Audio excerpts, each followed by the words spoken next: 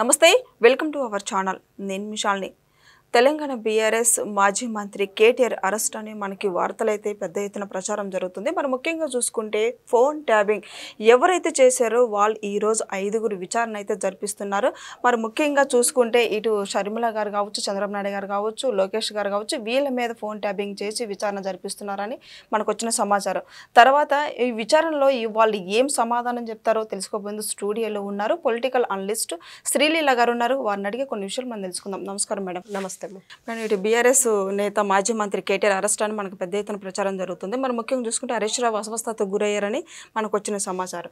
అందులో ముఖ్యంగా చూసుకుంటే ఫోన్ ట్యాపింగ్లో ఏం జరిగిందంటే ఏం చెప్తారు మేడం?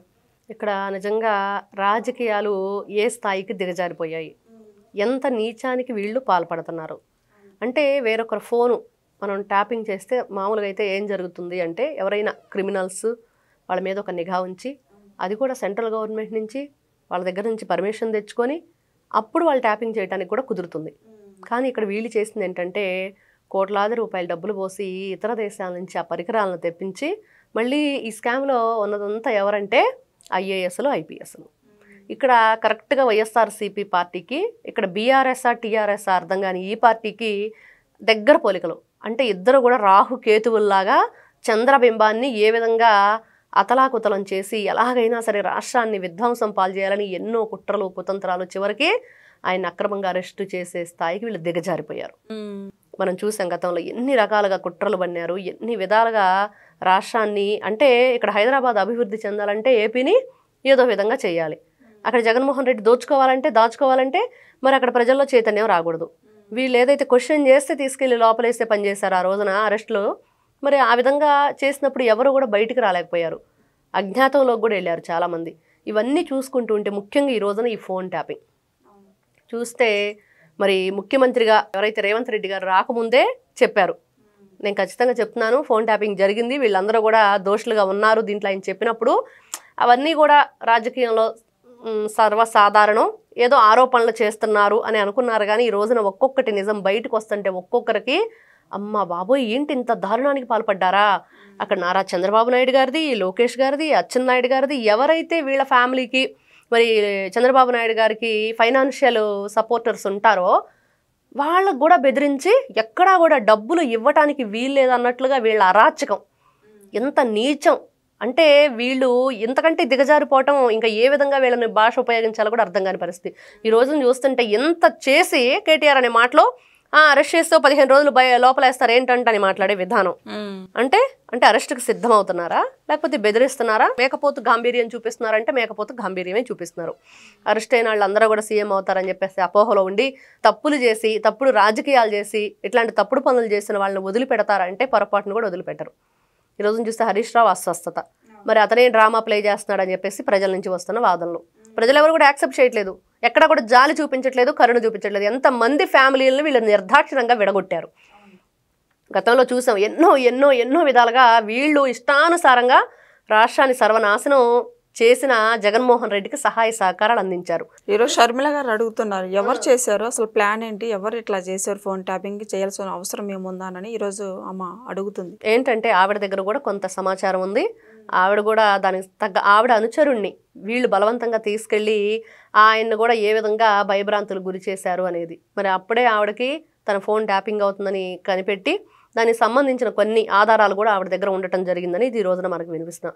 ఇటు చూస్తే కవిత, నీ కొడుకును కాపాడుకోవటం కోసం కేసీఆర్ ఎంత దిగజారుడుతనానికి ఇక్కడ దిగజారిపోయాడంటే దారుణాతి దారుణం. కన్న కూతుర్ని జైలుకు పంపించడం, మద్యం కుంభకోణంలో ఇంటి ఆడపిల్లని ఎంత ఉచ్చం నీచం మరిచి అంటే మనుషుల్లో అసలు చీమునెత్తురు లేదా, వీళ్ళకి జాలి దయ లేదా, మనిషి పుట్టి కూడా ఉపయోగం ఏంటి, పక్షులకి జంతువులకు కూడా కన్నబిడ్డ మీద ప్రేమ ఉంటుంది. ఇంత అరాచకమా, ఇంత భయంకరమైన వీళ్ళ ఆలోచన విధానాన్ని చూస్తూ ఉంటే అంటే నాయకులాగా మీరు వెలిగిపోవటానికి కన్న బిడ్డలను కూడా పాములాగా మింగేస్తారనమాట. ఇలాగా అదే కనిపిస్తుంది. ఇక్కడ ఐఏఎస్లు ఐపీఎస్లు ఈ కోట్లాది రూపాయలు పోసి ఈ మిషన్ తెప్పించడం, మరి ఈ విషయాలు బయటకు వచ్చిన తర్వాత ఈ ప్రణీత్ రావు అనే వ్యక్తి, మరి ప్రభాకర్ రావు అనే వ్యక్తి, మరి ఎవరైతే కృష్ణకాంత్ రకరకాల పేర్లు వినిపిస్తున్నాయి వీళ్ళందరూ కూడా దాని సుత్తితో పగలగొట్టి ఆ పరికరాన్ని చెరువుల్లో అడవుల్లో పడేయటం జరిగింది. ఈ అధికారులు అందరూ కూడా దాన్ని సేకరించి కొన్ని వాటిలో ఉన్న ఏదైతే ఉన్నాయో అవన్నీ వాటిని మెల్లమెల్లగా దాంట్లో ఉన్న సమాచారం ఏంటని తెలుసుకుంటే ఇప్పటికి వచ్చిన నిజాలు ఇవి. ఏ విధంగా చూడాలి వీళ్ళని? ఇంత దిగజారిపోయిన రాజకీయాలు. ఒకప్పుడు రాజకీయానికి ఒక విలువ ఉంది, విశ్వసనీయతగా ప్రజల పట్ల వీళ్ళు చూపించిన ఏదైతే ఆదరాభిమానాలు ఉన్నాయో ప్రజలు ఏ విధంగా దాన్ని స్వీకరించే వాళ్ళు చూస్తూ ఉంటే వీళ్ళు రాజకీయ ముసుగులో చేస్తున్న ఈ కుట్రకోణం ఏదైతే ఉందో మరి జగన్మోహన్ రెడ్డి ఈ వ్యక్తిని ఏ విధంగా చూడాలి? కేసీఆర్ మరి వచ్చేసి అక్కడ ఏపీలో అమరావతిలో మరి పార్టీ ఆఫీస్ పెట్టాడంటే విజయవాడ అమరావతి దగ్గర ఏ విధంగా మనం అనుకోవాలి గతంలో? మరి ఈయన మరి 300 కార్లు 600 కార్లు వేసుకొని గుజరాత్ వెళ్ళాడు, పంజాబ్ వెళ్ళాడు, రకరకాల చోటకి వెళ్ళి మొత్తం ఏదో భారతీయ జనతా పార్టీ ఉన్నట్లుగా నా పార్టీ కూడా అన్ని చోట్ల ఉండాలని చెప్పేసి టీఆర్ఎస్ని బీఆర్ఎస్గా మార్చి ఏదో చేద్దాం అనుకున్నాడు. దానికి ఇలా చీటింగ్ పనులు ఇట్లాంటి విచక్షణ లేని రాజకీయాలు చేస్తే అవరు కదా.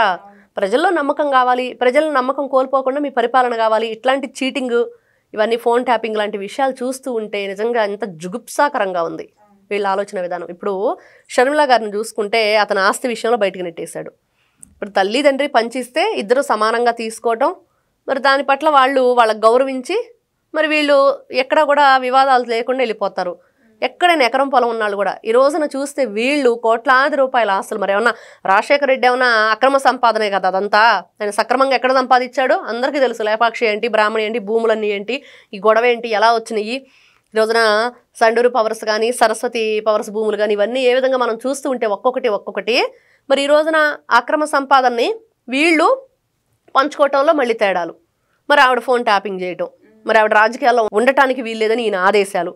మరి ఈ విధంగా చూసుకుంటూ పోతే వీళ్ళు చేసిన ఈ నీచమైన రాజకీయం అంటే ఇంక అసలు రాజకీయం కాదు ఇది. రాజకీయం అనే ముసుగులో చేసి నీచమైన పనులు, రాజకీయం అనే ముసుగు వేసుకొని చేస్తున్న నీచమైన పనులు. ఇట్లాంటి వ్యక్తుల్ని వదిలిపెట్టకూడదు. మరి కేటీఆర్ ఏదో ప్రగల్భాలు పలుకుతున్నట్లున్నారు. మరి గతంలో కూడా చూస్తే నారా చంద్రబాబు నాయుడు గారు అక్రమ అరెస్ట్ అయినప్పుడు మేమందరం కూడా ఉద్యమాలు చేసాం, ఆయన కోసం బయటకు రావాలని ఎన్నో రకాలుగా చేసాం. ఆయన ఎంత నీచంగా అక్కడ ప్రవర్తించిన తీరు, పోయి మీ ఆంధ్రోళ్ళందా పోయి అక్కడ చూసుకోండి అని అంటే ఇక్కడ ప్రాంతీయ విభేదాలు సృష్టించడం. హరీష్ రావు అంటే ఒక ముచ్చులాగా కనపడతాడని చెప్పి ఈ రోజున ప్రజలు మాట్లాడుకునేది. అంటే చూడటానికేమో సైలెంట్గా కనిపిస్తాడు, అది సైలెంట్ మంచితనం కాదు ముచ్చుతనం అనేది ఈ రోజున ప్రజల్లోంచి వస్తున్న మాట. మరి కేటీఆర్ అరెస్ట్ అవుతారంటే ఏం చెప్తారు మేడం? ఖచ్చితంగా అరెస్ట్ చేయాలి, విచారణకు తీసుకోవాలి. అతను ఏదైతే దానికి సహాయ సహకారాలు అందించకపోతే అరెస్ట్ చేసి కఠినంగా చర్యలు తీసుకోవాలి. ఇదేం చిన్న విషయం కాదు కదా. ఇక్కడ చూస్తే టీడీపీ లీడర్స్ హైదరాబాద్లో సీనియర్ మోస్ట్ టీడీపీ లీడర్స్ని వీళ్ళు బెదిరించి ఇష్టం లేకపోయినా కూడా కారులో గుంజుకొని పోయి ఎలాగ పార్టీ మారటానికి వీళ్ళు వాళ్ళని ఇబ్బందికి గురి చేశారు. ఇంత దారుణమా? ఎవరైనా పార్టీకి సహాయ సహకారాలు అందిస్తే టీడీపీ వాళ్ళు ఎవరు కూడా అందించకుండా వాళ్ళ మీద వీళ్ళు ఏ విధంగా దాడులు చేశారు. అసలు ఇంత అంటే జగన్మోహన్ రెడ్డి ఈ రోజున మాట్లాడే మాటలు వాళ్ళు చేస్తున్న పనులే కాదు, మరి తెలంగాణలో కూడా మరి ఏదైతే ఈ బీఆర్ఎస్ఆ టీఆర్ఎస్ఆ వాళ్ళకే అర్థం కాదు. మరి ఆ పార్టీ పెట్టి ఎన్ని సంవత్సరాలైంది, దాని పేరు మార్చి ఎన్ని సంవత్సరాలైంది, ఆ తర్వాత వీళ్ళు మొన్న చేసుకున్న రజతోత్సవాలు చేశారు కదా. మరి కన్న కూతురికే ఇది లేకుండా సొంత చెల్లెలకి ఉపయోగపడిన వీళ్ళు ఎన్ని సభలు పెట్టుకుంటే ఏం ప్రయోజనం? ప్రజలకి న్యాయం లేదు, ఇంట్లో వాళ్ళకన్నా ఆడపిల్లకి న్యాయం లేదు. ఇట్లాంటి వ్యక్తులను క్షమించకూడదు. మీరు అంటున్నట్లుగా కేటీఆర్ అనే వ్యక్తి అరెస్ట్ చేస్తే 15 రోజులు అంటే ఎన్ని రోజులు కూడా ఉంచాలో కూడా ఇతనే చెప్పేస్తున్నాడు అనమాట. ఇవన్నీ చూస్తూ ఉంటే నిజంగా వీళ్ళు ఇంకా వాళ్ళు తట్టుకోలేక ఇంకా అతను ఏ విధంగా బయటికి వచ్చేస్తానే అతను మాటలన్నీ కూడా మనం చూస్తూ ఉన్నాం. ఇది మాత్రం క్షమించరాని నేరం. ఎందుకంటే ఇంత భయంకరమైన దిగజారుడుతనానికి వీళ్ళు దిగజారిపోయిన తర్వాత ఖచ్చితంగా దీని మీద కఠినమైన చర్యలు తీసుకోవాలనేది ఈ రోజున వినిపిస్తున్న మాటలు. చూశారు కదండి, ఇది వీడియోలో ఫోన్ ట్యాపింగ్ ఎవరు చేశారు అనేది మనకి ఇంకా కొద్ది క్షణంలోనే ఇక తెలుస్తుంది. తర్వాత నెక్స్ట్ వీడియోలో మీకు తెలియజేస్తాను. Thank you madam. నమస్తే.